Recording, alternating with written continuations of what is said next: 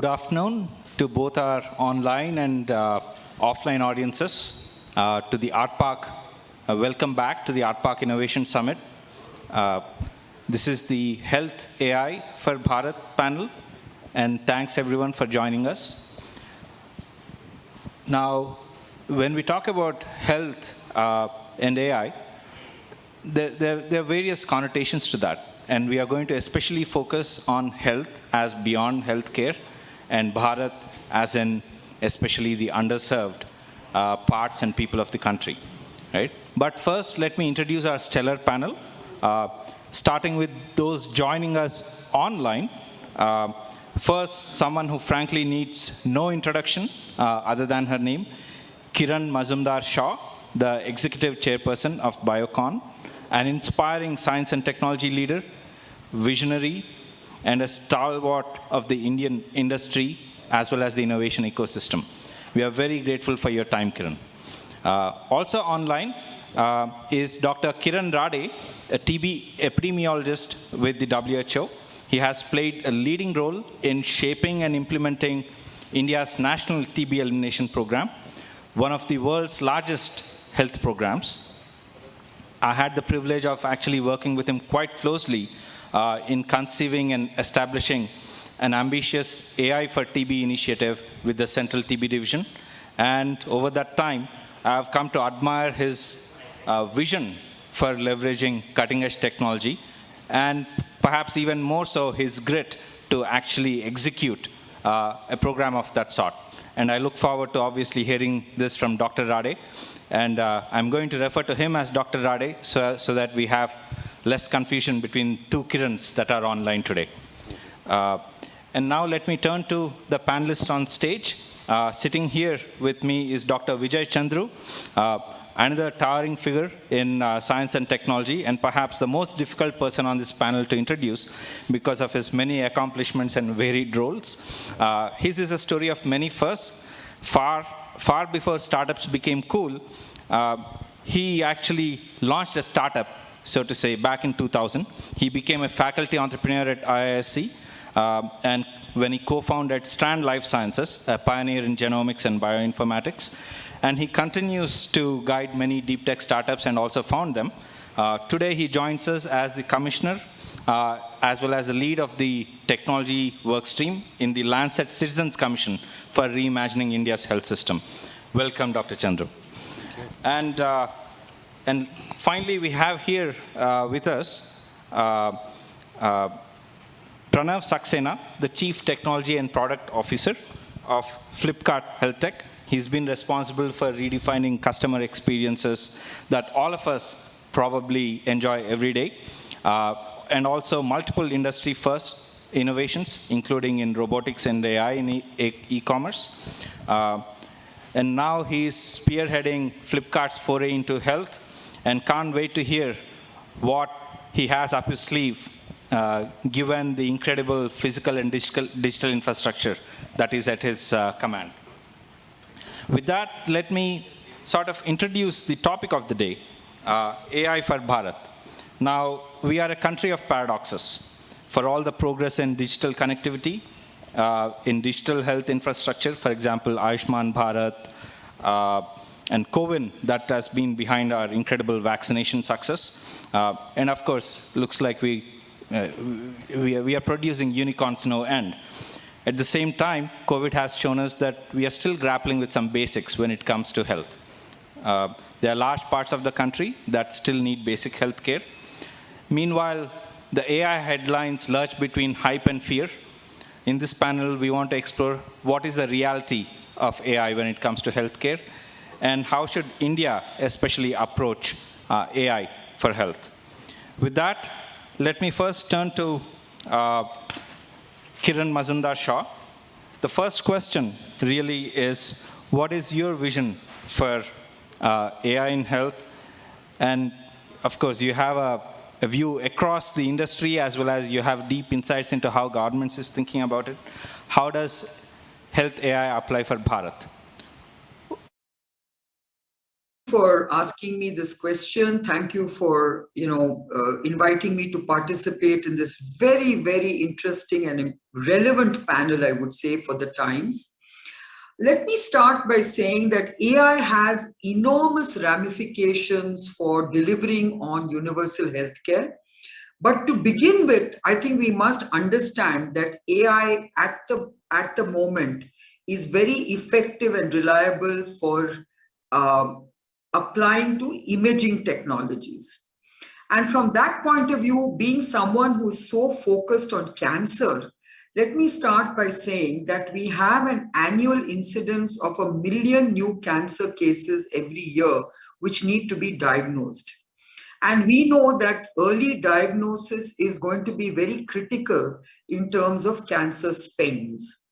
So to me, it's all about early diagnosis and correct diagnosis of even advanced cancers that can actually provide us better outcomes. And in this context of cancer diagnosis, let me also put across the real challenge we have in our country, in Bharat, which is that we have barely 2,000 pathologists and people who can interpret radiological data.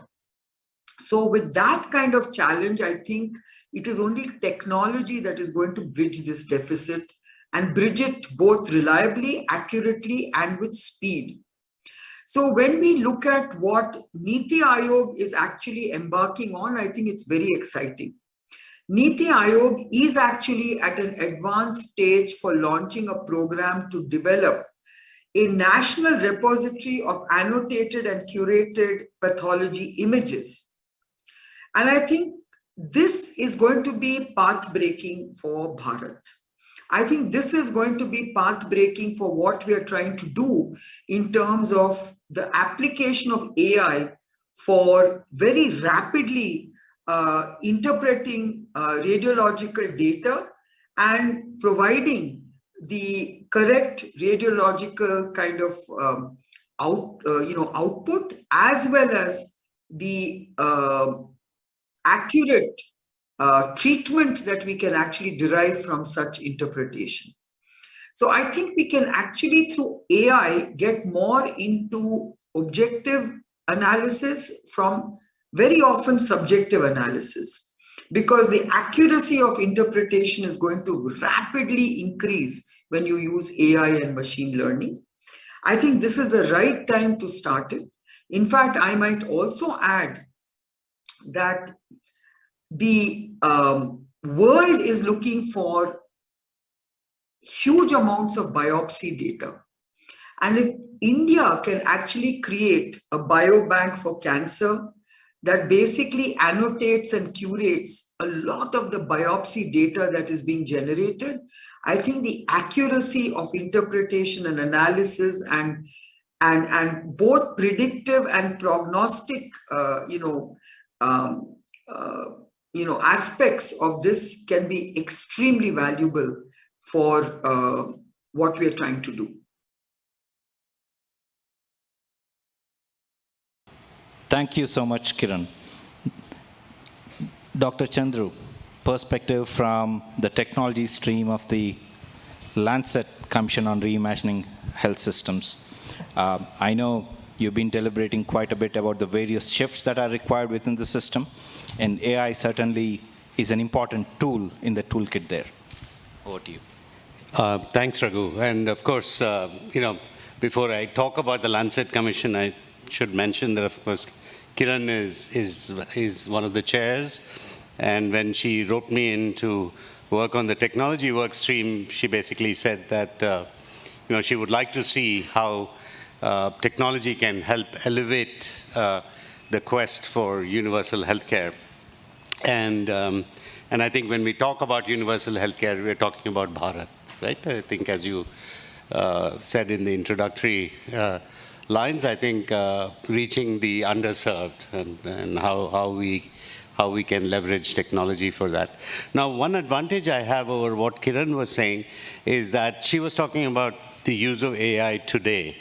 I think, with the Lancet Commission, we're allowed to think out to 2030 because, the goal is to reach universal healthcare by 2030. And I think by that point, my sense is that we will be, of course, imaging will still be a very, very important aspect of how AI can leverage in health, but it'll be all over, all types of measurements. So for example, even with cancer, while pathology might be the first level at which we bring in AI, it could be with liquid biopsies and early very simple detection of tumor signal, which is at a very affordable and since it's pretty non-invasive way of collecting sample, it may be pervasive and something that reaches every corner. So I think basically, as you were pointing out, Raghu, I think we need a shift. We need paradigm shifts. When we start thinking about technology and healthcare, particularly when we start thinking out, 8 years from now, that's almost a decade, and you can almost think of a huge transformation that's going to happen because of technological advances, right? We have such exponential laws that are working today, whether it's Moore's law or genomics or and pretty soon proteomics, everything is going to join that rapid acceleration in precision measurement and also miniaturization. The fact that you will be able to use wearables, handheld devices, devices that don't require big laboratories, that can actually be closed systems. And I think we've been doing a lot of that imagining of how healthcare can actually go right to the front lines, to the doorstep. It may not even need something like a PHC. It can actually go right into people's homes. And I think that's one paradigm shift, right? And the amount of data and earlier we had Lalitesh and Shailesh and Abhishek saying from Niti Aayog, talking about how everything is going to be interconnected. You will have ecosystems of APIs and APIs for, movement of data, APIs for securing of data, APIs for running AI algorithms of various kinds. Now you start putting all of that together along with this ability to reach the front lines with all kinds of devices. And, I think it's now really left to your imagination. And you could actually be thinking of all kinds of different ways in which it could be reaching out. The other aspect is, I think, Kiran mentioned 1 million cancer patients. That's probably an undercount. We're probably a little higher than that even, because China declares about 3 to 4 million new cases a year, and India can't be that far behind, right? But the fact is that early diagnosis or even preventive approaches are really what can have that kind of universal health impact that we're looking for. Because quite frankly, I think it's going to be really difficult to afford full care,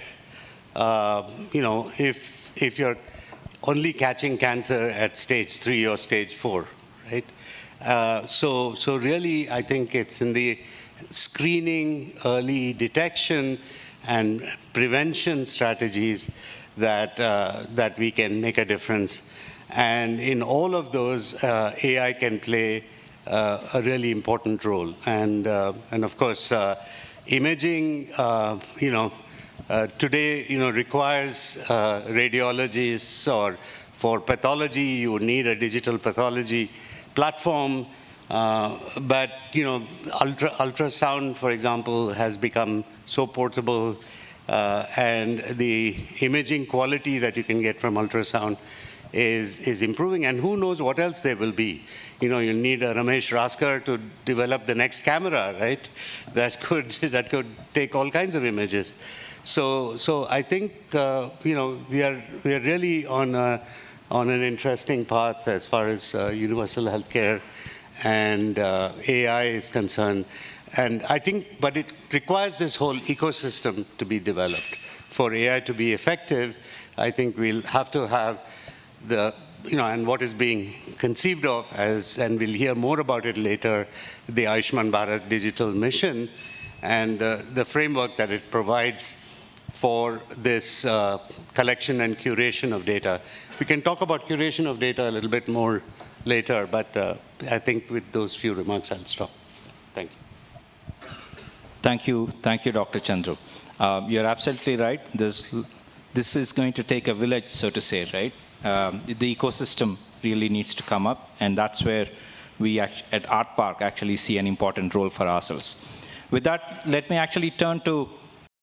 Yeah, so I just wanted to add to what Vijay Chandru just said. So apart from the AI-based radiomics, I think we also, and the other, signaling pathways that he talked about, I think we need to understand the power of AI in multiplexing data, because we are going to get a number of data points from various kinds of, aspects of medical or the medical sciences, whether it is genomics, whether it is histochemistries, whether it is biochemistries, etc., and imaging, of course, data. I think multiplexing data and making sense of it is going to be very, very important in the future. So whilst we are not there at all yet, I do think all the things that Chandru talked about is going to be extremely important for our digital health mission in terms of, early detection, prognosis, predictive, and outcome measurement. So the real dashboards that you can get through the use of this kind of AI is going to be transformational. Thank you, Kiran. Let me now turn to Dr. Kiran Rade. Now, typically we think of public health as a laggard when it comes to technology, but turns out one of the most advanced, technologically advanced programs is being built within the Ministry of Health with the Central TB Division. Would love for him to share how did one of the world's largest public health programs end up starting a unique program in AI for TB? And of course, any other thoughts you want to share. Over to you, Dr. Rade. Thank you, Raghu, for inviting me and allowing me to share some of the thoughts. As you know, we had started this journey together, but for the larger perspective, it was thought of since the beginning when the digital surveillance system was introduced a decade before by the program, taking it to the case-based, web-based system for data collection and monitoring. That time itself, it was thought that, okay, one fine day when we have enough information, we should be moving towards using AI in the program from different perspectives. So those perspectives do matter. When it comes to India, of course, the scale matters, and now the speed equally matters. When it comes to scale, we have huge amount of information, but most of it is unutilized when it comes to TB program, and similar is the case for many other health programs. So first thing that the program looked at it is identifying the patterns which usual routine analysis misses, or the human beings who is doing that analysis would miss. And identifying those patterns are important from not just the program management perspective, but also from the perspective of epidemiology and the evidence-based action in public health. Along with that, a few of the points are already covered, but when it comes to TB, the image processing and machine learning using AI for the chest radiology, sonography, the CT scan is some of the things which have been taken care of by the program, and along with the collaborations with some of the not-for-profit organizations like Vadwani AI. The program and the ministry itself is developing those tools, and there is a progress, and soon they will be announcing about the progress that has been made, and these tools can be really improvising. For example, just to highlight one, the automated AI-based reading of chest X-ray which nowadays, you really struggle to find the radiologist for reading the chest X-rays, and in decentralized manner where millions of chest X-rays are being taken for whatever reason. If read properly and linked to the care for diagnosis of tuberculosis, we can actually augment the identification of cases, and the yield can be increased by almost 30 to 40%. And that's a huge jump, which would be helping the program to identifying those missing million cases in the country. This is just the example, but there are many more. For example, diving into the things, for example, the cough based or cough sound based a screening tool. If developed, the program is striving for it, aiming for it, and if it can be developed, the mass screening of the whole population at a big scale is possible with almost no or bare minimum cost. And these are the things wherein that inclusivity would be important. That is from the public health perspective. When it comes to the beneficiary, whether it is the patient, whether it is the population at risk or the family members, contacts of the individuals, all of them, many a times, if we look at the health seeking behavior, the almost 60% of the eligible or symptomatics do not seek care. This is a consistent finding of all prevalence surveys, tuberculosis prevalence surveys.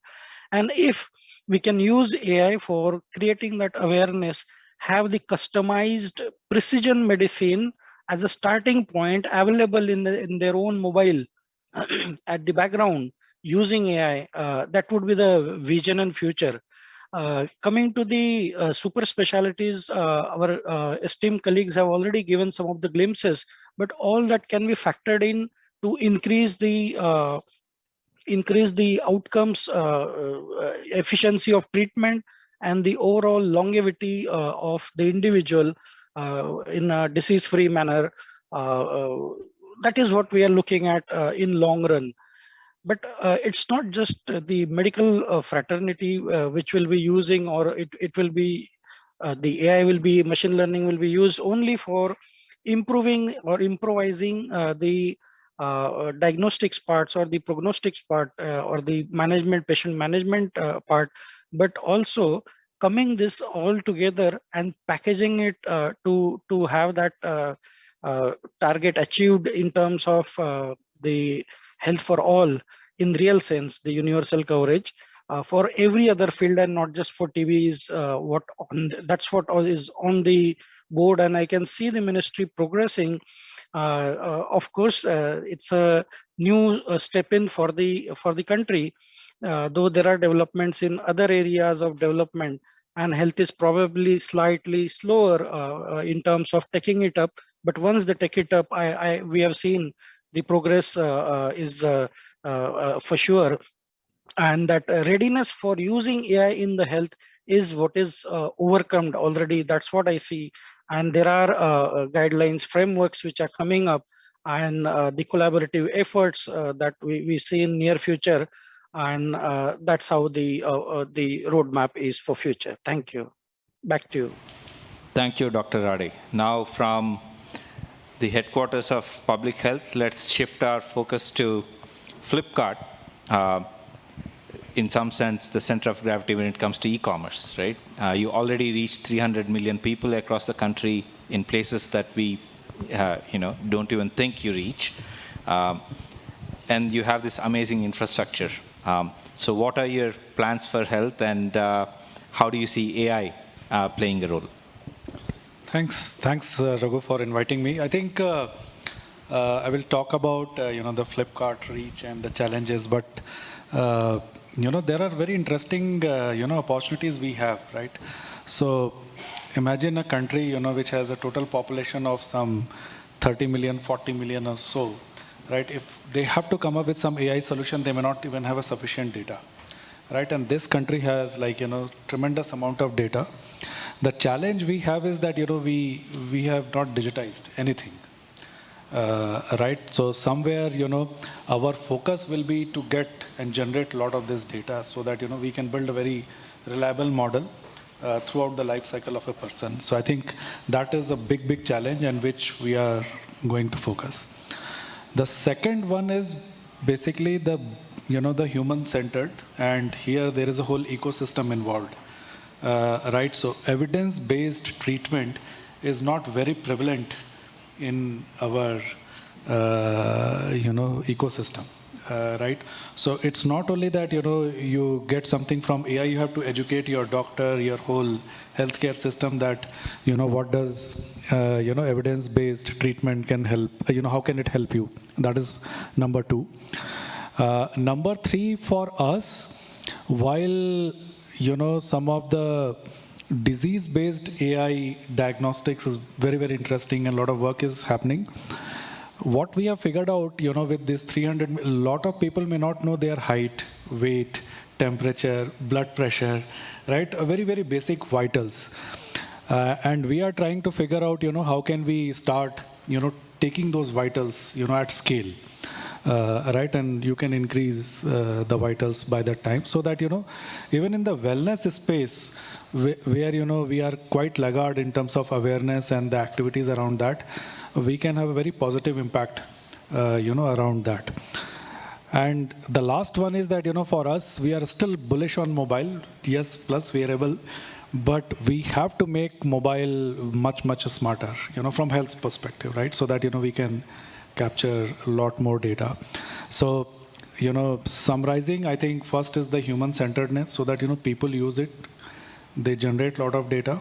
In India, we don't have electronic medical records and so on, right? And still, that will be the toughest problem, by the way, in next 10 years, as Sir mentioned. I think that needs to be cracked. Otherwise, any of these solutions will not scale.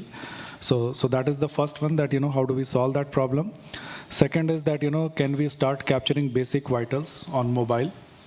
The third is definitely a distribution problem, which I think we know that we can leverage the base and we can go very deep.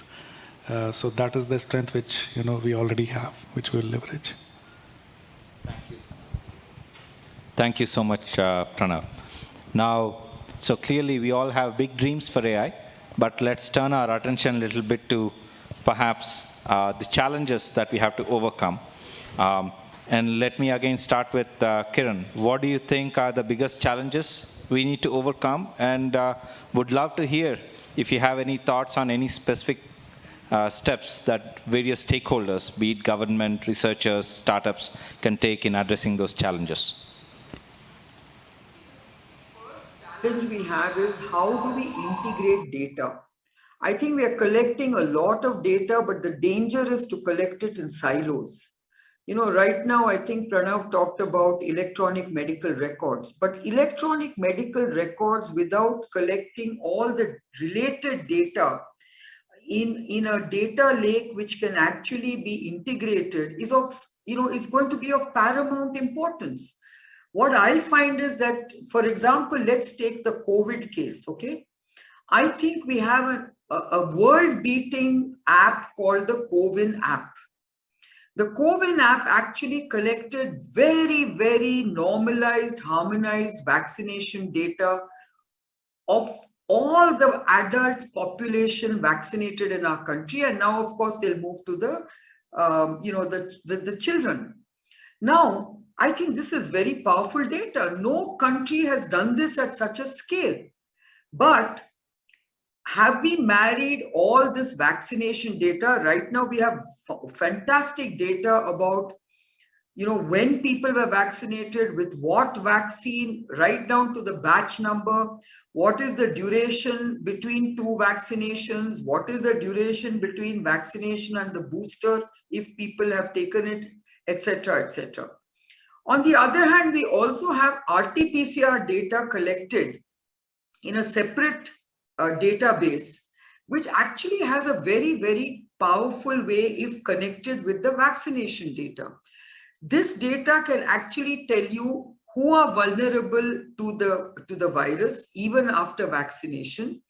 And like the data recently was generated saying that 92% of deaths happened in unvaccinated people. These kind of data points are extremely important to analyze and share with the society at large. So I think it's about connecting the dots, it's about integrated data. And that's the big challenge we have. How do we make sure that anything we do in digital is not collected in silos? So that to me is your biggest challenge. So it's not enough just to collect EMRs, but how do we integrate that EMR with everything else that we are doing? Thank you so much, Kiran. Now let me talk to Dr. Chandru. This comes up often, right? We are talking about various AI-based methods. How are we going to validate these new tools? What are the challenges there? And of course, data remains a challenge too. Would love to hear thoughts on that. Sure, yeah. Thank you, Raghu. So I think Kiran's absolutely right. The breaking of the silos is important. But there's also several other layers, right? I mean, I think, one of the things that we've found is, for example, sensitivity about data and about making data open, right? So, for example, image data by itself it should not be thought of as sensitive data, right? If somebody says, I have 100,000 X-rays in my collection, right? Your first reaction should be, so what, right? Now, if they say, I have 100,000 X-rays, plus I have the full clinical records, and then actually some of these 100,000 X-rays are longitudinal.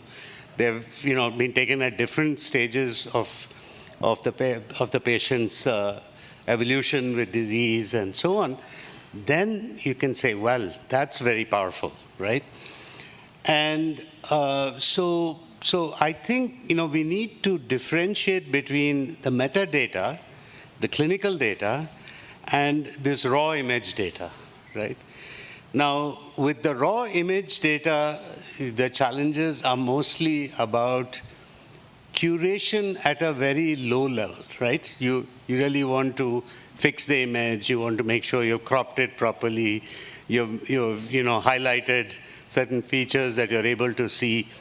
Now, that's a very nice problem, both for technology to solve, but it can also be solved by Mechanical Turks, right? So if you think about ImageNet and how ImageNet was created, what was done? Amazon put it up and said, we pay 50 cents to $1 for every image that's cleaned up. And there were people willing to do it, right? So, and we have people, right, in India. So we should be able to curate large data sets very effectively by using, and this morning we talked about skilling, polytechnics, so on. I mean, that's a beautiful use of manpower, so to speak, human resource. Now, so once we get those to a certain quality, right, then we say, now we bring in the metadata, the clinical data. And what we can learn by putting those together is extraordinary, of course, right? Now, that clinical data is what you need to protect, because that is privacy. In order to meet the national, the law, basically, that privacy is a fundamental right, you will need to protect that data. So I think we need to work on federated schemes, confidential computing, all of those ideas that ARTPARK can be very good at, and actually, hold that data very, very carefully and very securely, but allow at the same time enough fungibility to be able to actually integrate and do the integrated analysis that Kiran was talking about. I think that's the kind of solution we need to be building, because once we build that, then we could be validating AI methodologies, algorithms very, very effectively. And so I think that's a brief sort of response to the question. Thank you, Dr. Chandru. Let me turn to Dr. Rade online again. You want a lot more innovators working on public health challenges. This is something that I used to often hear from you. How do we engage? any ideas on bringing innovators and implementers together in a more robust and long-term way? Thank you, Raghu, for the question. I think it is a very important aspect of how to proceed further. At instances, there are individuals, agencies, entities, organizations wherein there is no dearth of data, and they will have it in abundance. At the other end, there will be innovators or the technology skill set individuals, agencies who are good at developing these tools but have no access to data. And the third party, which is the ultimate beneficiary, is the individuals and the patients to whom the data belongs.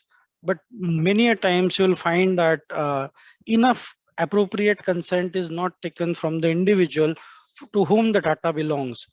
And that is something which, if can be worked out together, the bridge can be gapped, the gap can be bridged, sorry.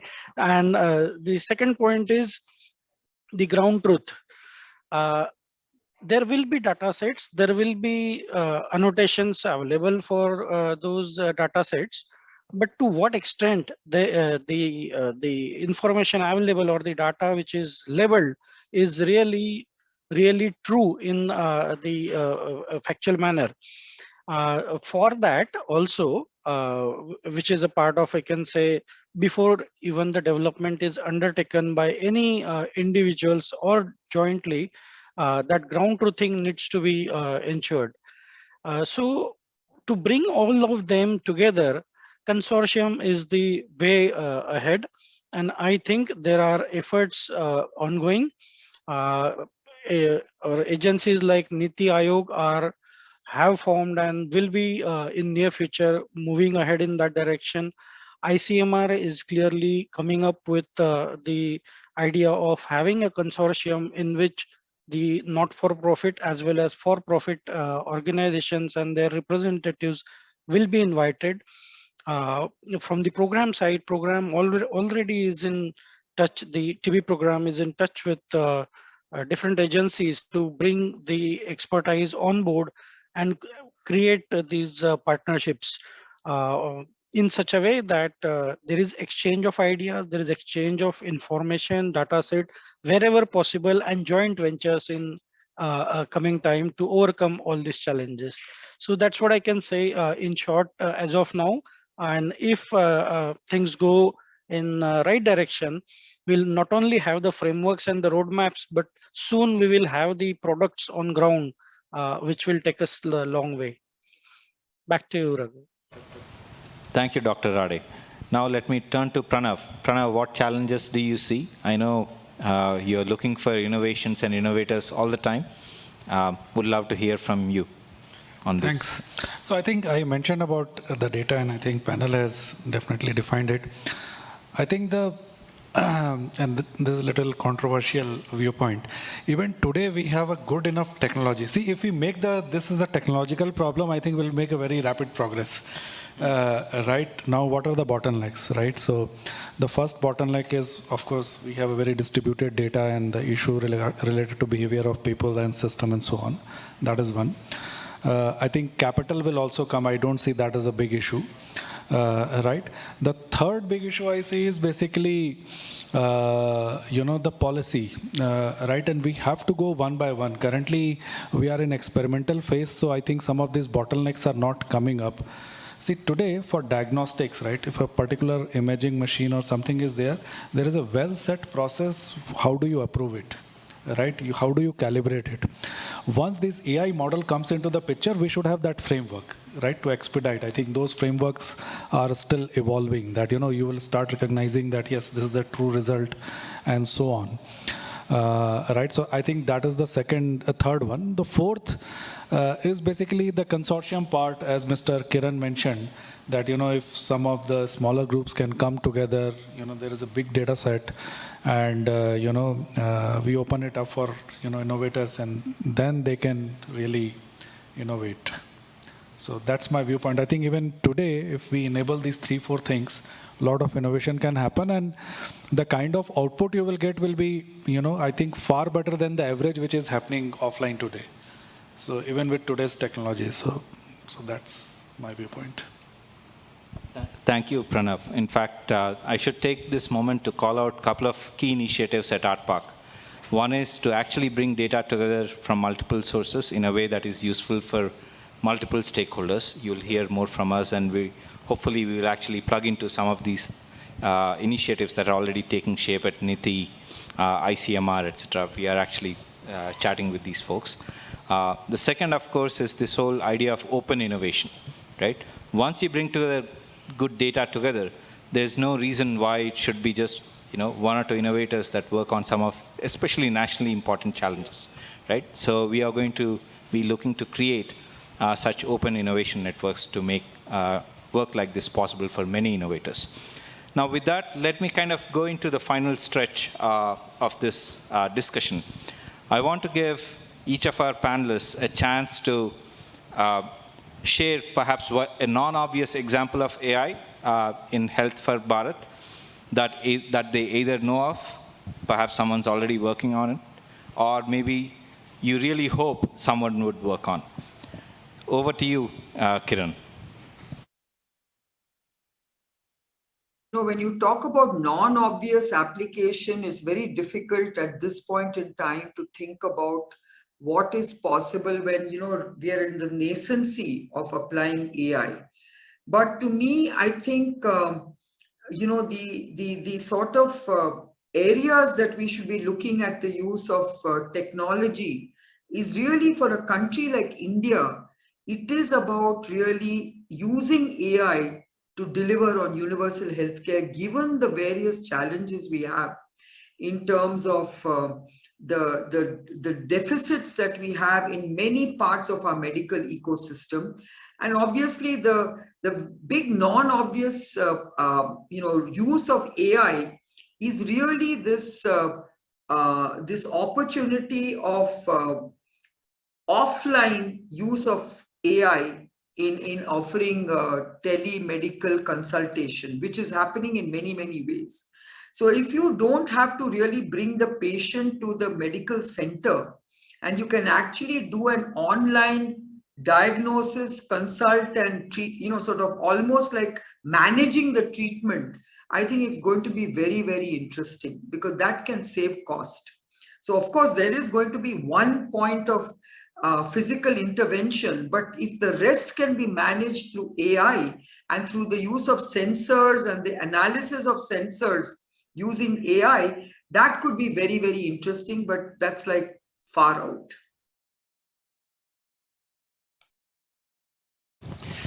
If you don't mind, I'll give two answers. One will be more at a policy level and another more at a technology level. I think at a policy level, I think today, for example, the Deputy Chief Minister and several others here spoke about the open data initiative that the government of Karnataka has. Now, is there something that we can't get involved in right now to help the state rationalize this whole open data initiative, particularly when it comes to healthcare? And, with the kind of gravitas that ARTPARK and IISc brings to the table, I think actually develop a very unique solution for the state of Karnataka, where we can actually start building an open data initiative around healthcare. And I think, that's sort of, it's non-obvious, but, but I think, it's going to require essentially a lot of interaction with the stakeholders to make that happen. On the technological front, I think Raghu and Kiran know very well, I've always been obsessed with this idea of helping patient communities with rare genetic disorders. And I just feel that there's extraordinary opportunities to make a difference in their lives today. We actually probably have somewhere on the order of 50 to 70 million citizens of the country who are affected by serious genetic disorders. Because, in our country, we also, particularly in South India, we have a lot of consanguineous marriage customs, so the propagation of certain genetic traits is much stronger. And all of this has been noted, but very little has been done. They really fall in the cracks. And so anything we can do with AI, for certain, if you talk to Dr. Meenakshi Bhatt at the Center for Human Genetics, very often just by looking at the facial features, you can actually tell a lot, right, about the disorder. And that's a classic sort of AI application. So there are some non-obvious ones that I really hope we can take forward, because these are really underserved communities, and I think we could do a lot. Right? Pranav, you get the final words in some sense. Thanks, Raghu. I think I will extend to what Professor Chandru mentioned, that the facial recognition itself can be a huge potential. Today, we are seeing that glaucoma and all that detection already is being done right in our country using that. We are able to at least detect diabetic and those kind of symptoms also using that. There are a lot of companies who are at least commercially offering this chronic disease reversal kind of system, predicting that, hey, you have this kind of metabolism, diabetic symptoms and so on, and the right intervention can control and reverse it. So I believe that those will be the more obvious ones. For me, I think the first will be the most democratic usage, which you will see in India, and then you will go to the very specific one. Well, with that, we are going to wrap up. Quickly, I want to share a couple of things. One is, for those of you that don't know, we are going to have a large medical hospital and medical school right here at IISc, right?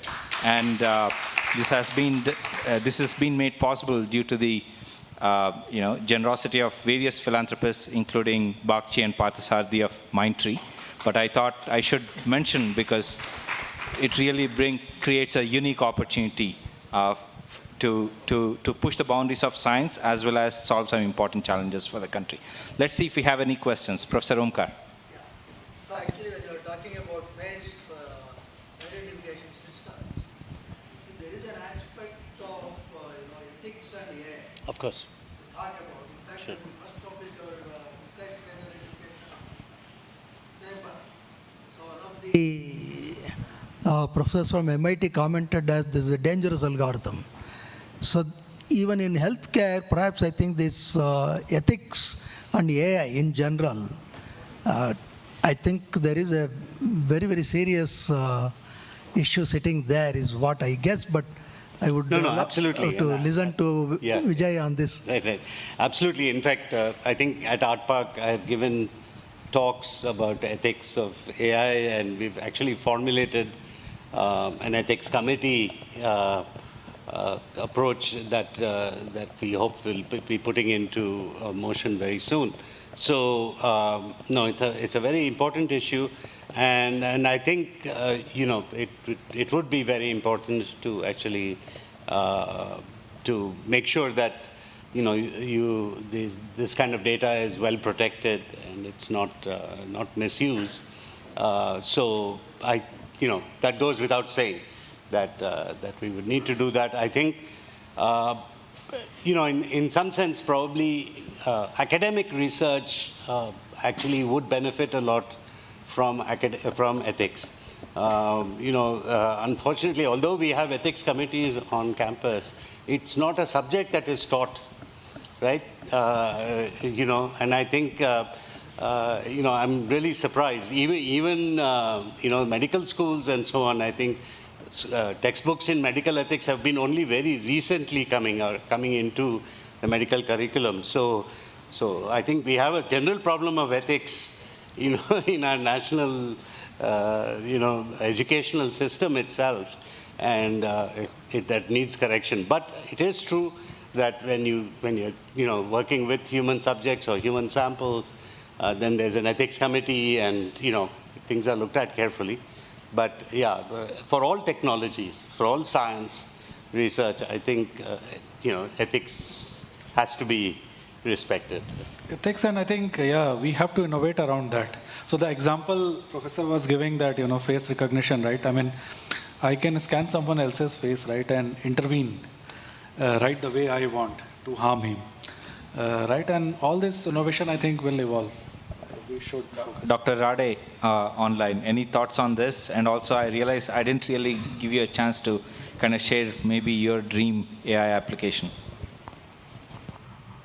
Okay, the related to the unobvious part, precision medicine based on the various applications is very much on board, but precision public health is something which really should be on the agenda, and the time has come.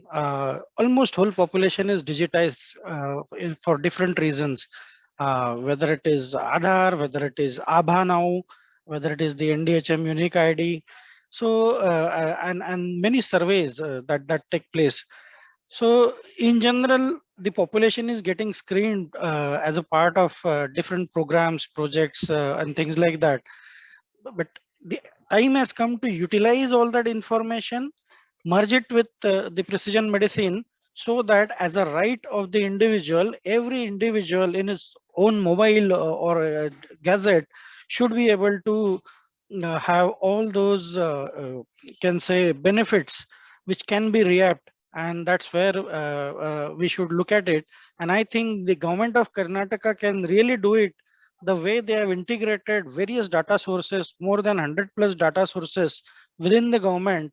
I think it is facilitated and done by ICST, but that's the way ahead, and they can really do so. And I wish all the best. Coming to the ethics, yes, the one I actually hinted in one of the comment is the owner of the information, and that too a digital information, is not the doctor, is not the organization or the agency or the hospital, but it is the patient or the individual. And if we do not start with this point of time, that we take enough informed consent about how it will be utilized, which is a part of EHR EMR guideline of the country, I think we are not doing justice. And if our starting point is, I won't say unethical, but not fully ethical, then we will end up in a situation which can be controversial. So we must address this all together. Back to you, Raghu. That in addition to consent, we should also be thinking of, the data fiduciaries involved. See, in the sense that how does value go back to the patient or to the patient communities? It is, because I think, essentially, if there is a commercial model that is being taken forward, then how is that value going back to those who gave their data? And I think consent itself has probably become a little jaded. When was the last time you read your, the fine print on an app that you were downloading on your phone? You just download it, you agree, and you download it. But so consent has become a bit jaded, and I think we have to think more creatively about data fiduciaries and how that value is given back to the community and to society. All right. Thank you so much.